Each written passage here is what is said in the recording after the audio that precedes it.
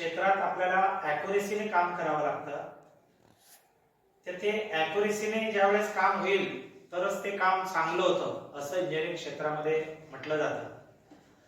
काही मोजमाप करावं लागतं. एखादा जॉब जर आपल्याला करायचा असेल त्याच्यावर मार्किंग करावे लागते आणि ती मार्किंग कुठल्या इन्स्ट्रुमेंटने तुम्ही करताय हे पण खूप महत्त्वाचं असतं. जर तो जॉब झाला असेल तर त्याला मोजमाप सुद्धा करावं लागतं आणि त्याला सुद्धा आपल्याला इन्स्ट्रुमेंट उपयोगाचे असतात. तर एक आपल्या इंजिनिअरिंग क्षेत्रामध्ये इन्स्ट्रुमेंट जे आहेत ते काही इन्स्ट्रुमेंट डायरेक्ट मेजरिंग इन्स्ट्रुमेंट आहेत आणि काही इनडायरेक्ट मेजरिंग इन्स्ट्रुमेंट आहेत. तर डायरेक्ट मेजरिंग इन्स्ट्रुमेंट मध्ये काही प्रिसिजन मेजरिंग इन्स्ट्रुमेंट आहेत. जसं आता डायरेक्ट मेजरिंग इन्स्ट्रुमेंट मध्ये स्टील रूल आहे, मायक्रोमीटर आहे, व्हर्नियर कॅलिपर आहे. व्हर्नियर कॅलिपर, मायक्रोमीटर हे प्रिसिजन मेजरिंग इन्स्ट्रुमेंट मध्ये मोजले जातात. तर प्रिसिजन मेजरिंग इन्स्ट्रुमेंट मध्ये आपल्याला एका मोजमापाचं जे मोजमाप करणारं जे साधन आहे ते एक मायक्रोमीटरवर आपण आज या ठिकाणी बोलणार आहोत. तर इंजिनिअरिंग क्षेत्रामध्ये मायक्रोमीटर हे एक प्रिसिजन इन्स्ट्रुमेंट असं आहे की त्याच्याने आपल्याला कमीत कमी माप आपल्याला मोजता येतं आणि त्याच्याने आपल्या जॉबची ॲक्युरेसी आपल्याला साध्य करता येते. तर मित्रांनो, मायक्रोमीटर हे वेगवेगळ्या प्रकारचे असतात. आता मी स्क्रीनवर तुम्हाला दाखवलेलं आहे टाइप्स ऑफ मायक्रोमीटर. त्याच्यामध्ये पहिल्यांदा प्रामुख्याने outside micrometer, tube inside micrometer, depth gauge micrometer, screw pitch micrometer, flange micrometer, 3 pin micrometer आणि डिजिटल मायक्रोमीटर. आता जसे नाव आहेत तसे त्याचे उपयोग पण आहेत. जसं आता आउटसाइड मायक्रोमीटर म्हटलं, आउटसाइड म्हणजे बाहेरील माप त्याच्याने मोजता येतं. इनसाइड असेल तर त्याच्याने आतलं माप मोजता येतं. डेप्थ गेज असेल तर त्याच्याने जॉबची आपल्याला खोली मोजता येते. स्क्रू पिच मायक्रोमीटर असेल तर दोन आट्यामधील अंतर, ज्याला आपण पिच म्हणतो, ते आपल्याला मोजता येतं. तर असे हे जे वेगवेगळ्या प्रकारचे जे मायक्रोमीटर आहेत त्याचे वेगवेगळे उपयोग पण आहेत. तर त्याच्यामध्ये आपण प्रामुख्याने एक बघू आपण आउटसाइड मायक्रोमीटर याच्यावरती आज आपण बोलणार आहोत. तर आउटसाइड मायक्रोमीटर हे आणि त्याचं मटेरियल, त्याची आखणी आणि तो कोणत्या तत्वावर आधारलेला आहे, याचं रीडिंग कसं घेता येतं, याचं वाचन कसं करता येतं, हे वेगवेगळ्या प्रकारे आपल्याला याला साध्य करता येतं आणि त्याला हाताळता येतं. तर आउटसाइड मायक्रोमीटर म्हणजे याचा पहिला उपयोग आपण असं करू की आउटसाइड म्हणजे बाहेरील माप मोजण्यासाठी, म्हणजे त्याच्या नावावरूनच त्याचा उपयोग आहे. याच्यामध्ये याचं जे मटेरियल जे आहे, जे फ्रेमच्या व्यतिरिक्त जे मोजमाप ज्याच्यावर मार्किंग केलेली, आखणी केलेली आहे, तर ते निकेल क्रोमियम स्टील पासून तयार केलेलं असतं. त्याला जे पार्ट्स आहेत, बाकीचे फ्रेम आहे, हँडल, स्पिंडल, हे वेगळ्या उत्तम स्टील पासून तयार केलेलं असतं. तर आपण याच्यामधले जे पार्ट्स आहेत, आउटसाइड मायक्रोमीटरचे जे पार्ट्स आहेत, पहिल्यांदा बघू आपण की याची यू टाइप आकाराची जी आहे त्याला फ्रेम म्हणतात. दुसरं जॉब, तर याच्यावरती थिंबल दिलेला आहे आणि ज्या वेळेस तो जॉबला टेकला गेलेला आहे, स्लीव आणि बॅरल त्या जॉबला फिट झालेला आहे, त्यावेळेस रॅचेट स्टॉकचा उपयोग करावा लागतो, जेणेकरून तो कर जसा आवाज करेल तर त्याचं असं सिद्ध होतं की आता त्याचं मोजमाप हे फायनल झालेलं आहे, तिथपर्यंत तो टेकलेला आहे. तर याच्यामध्ये अजून एक हा जो पार्ट्स आहे मायक्रोमीटरचा याला म्हणतात अॅन्व्हिल. हा जो दुसरा जो पार्ट्स आहे हा आहे स्पिंडल.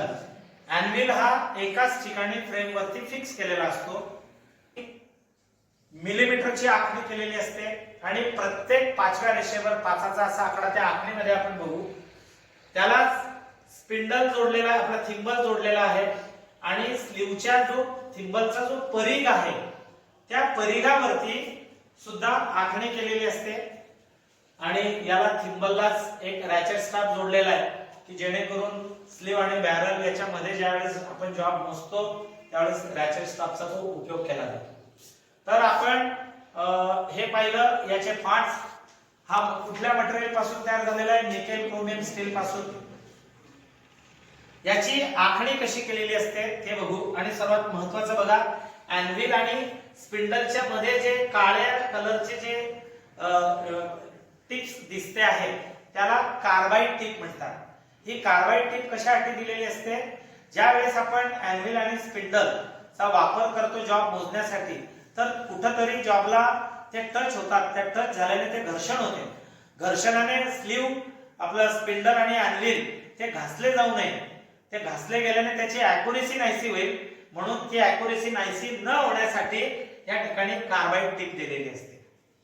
तर आपण याच्यावरची जी आखणी बघू, स्लीव आणि स्लीव वरची आखणी सुरुवातीला बघू आपण. मायक्रोमीटर हे 25 मिलीमीटरचे 75 अशा प्रकारे ते मिळतात. आता मायक्रोमीटरच्या स्लीव वरती 0 ते 25 मध्ये कशी आखणी केलेली रेषा जी आहे याला डेटम लाईन म्हणतात. Datum line. आता 0 ते 25 मिलीमीटरची आखणी केलेली आहे.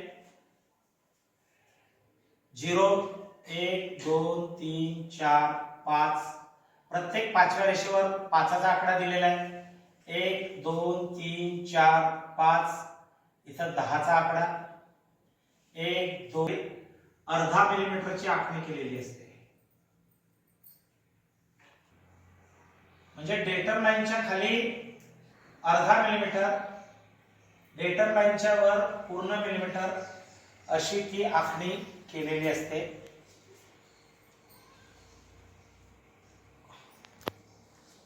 हा झाला स्लीव वरील डेटम लाईनचा भाग. आणि थिंबल वरील हा थिंबलचा परिघ आहे.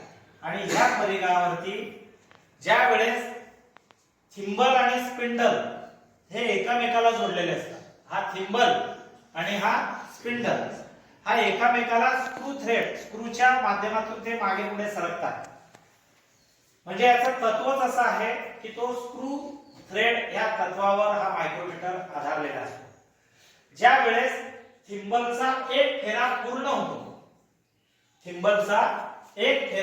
होतो, त्यावेळेस तो किती मिलीमीटरचा अंतर चाल करतो? अर्धा मिलीमीटर. म्हणजेच अर्धा मिलीमीटरची चाल हा थिंबलच्या परिघावर आपल्याला करता येते. ही मार्किंग आपण जी पाहिलेली आहे ही डेटम लाईनच्या वर मिलीमीटरची आखणी आहे. प्रत्येक पाचव्या रेषेवर 5 10 15 20 असे आकडे टाकलेले आहेत आणि 25 मिलीमीटरच्या फरकाने ते मिळतात. डेटम लाईनच्या खाली अर्धा मिलीमीटरची आखणी केलेली आहे. स्पिंडल हा कोणाला जोडलेला आहे? थिंबलला जोडलेला आहे. ज्यावेळेस तो थिंबल फिरतो तर कुठेतरी आटे त्याला आलेले असतात, म्हणून तो मागे पुढे सरकतो. म्हणजे हा स्क्रू थ्रेड या तत्वावर हा आधारलेला आहे. थिंबलचे जे जे फेरे होतात तो एक फेरा म्हणजे अर्धा मिलीमीटर. थिंबलच्या आपल्या स्पिंडल वरती ज्या वेळेस 25 मिलीमीटरचे समान 50 भाग केलेले असतात, म्हणून एका आट्यामधील अंतर हे अर्धा मिलीमीटर असतं. म्हणजेच त्याचं पिच म्हणजे काय? डिस्टन्स. दोन आट्यांच्या शिरोभागामधील अंतर म्हणजेच पिच होय. म्हणजेच मायक्रोमीटरचा आट्यामधला पिच किती मिलीमीटर असेल? अर्धा मिलीमीटर असेल. ज्या वेळेस थिंबलच्या परिघावर एका फेऱ्याचे समान 50 भाग केलेले असतात, म्हणजेच अर्धा मिलीमीटरचे समान 50 भाग केलेले असतात. प्रत्येक पाचव्या रेषेवर तिथं सुद्धा 5 10 15 याप्रमाणे आकडे टाकलेले असतात. ही झाली त्याची आखणी. आणि वाचन कसं करायचं? आता स्लीव वरील